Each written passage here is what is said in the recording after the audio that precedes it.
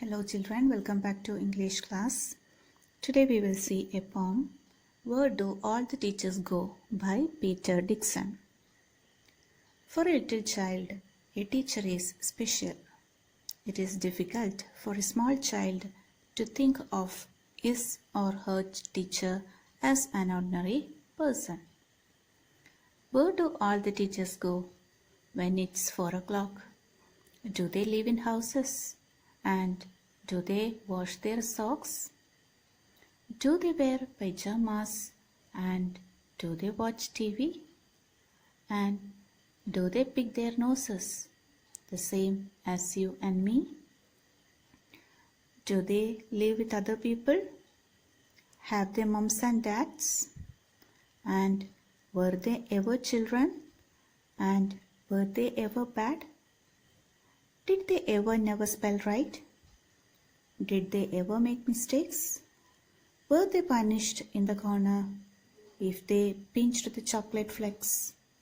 Did they ever lose their hymn books? Did they ever leave their brains? Did they scribble on the desktops? Did they wear old dirty jeans? I will follow one back home today. I will find out what they do. Then I will put it in a poem that they can read to you. By Peter Dixon.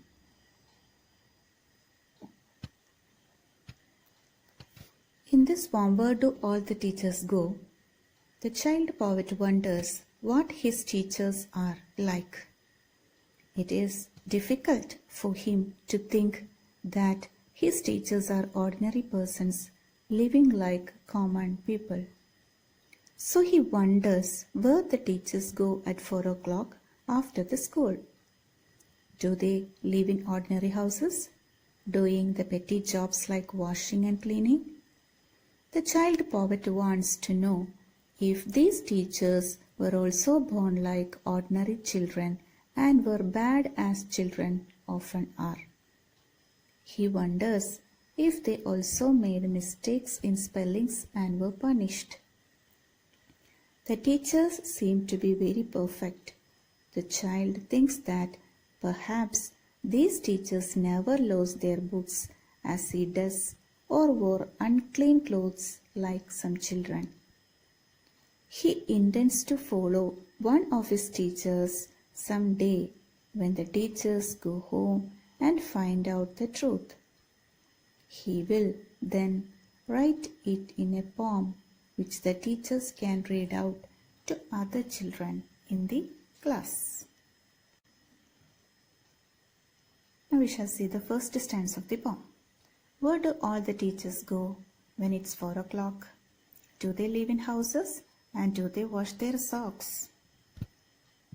So where do the teachers go when it is 4 o'clock? Do they live like ordinary people in houses? Do they wash their socks? Do they also wear pajamas and watch TV? So these are some of the doubts came to the young child's mind. Now we shall see the second stanza.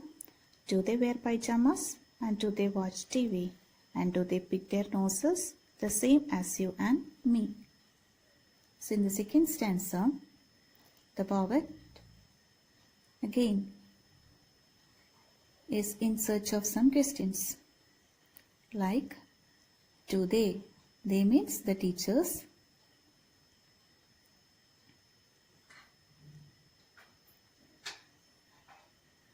pick their noses like you and I? Have they parents? Were they ever children? And were they ever considered bad? Then again came some questions. Do they live with other people? Have they mums and dads? And were they ever children? And were they ever bad?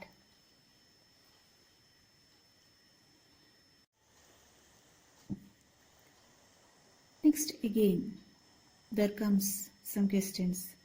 Did they ever never spell right? Did they ever make mistakes? Were they punished in the corner if they pinched the chocolate flakes? Did they ever lose their hymn books? Did they ever leave their greens? Did they scribble on the desktops?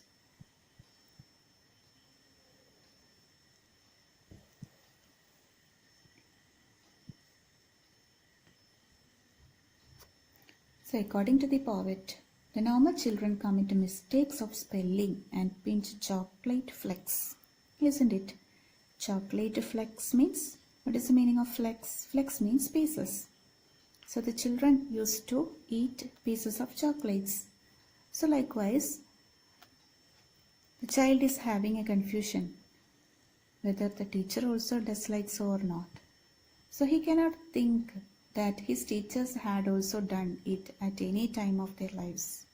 In the same way, they must have been model students. They must have never scribbled anything on desktops or worn a dirty dress. What is the meaning of scribbled? Scribble means write. So, there is a tendency for the children to write something on the desk, isn't it?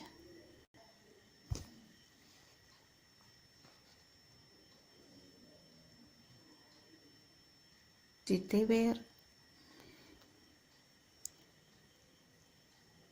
old dirty jeans? I will follow one back home today.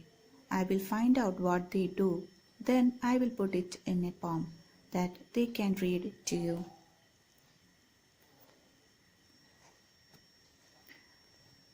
Now again, some questions came to the mind of the child poet.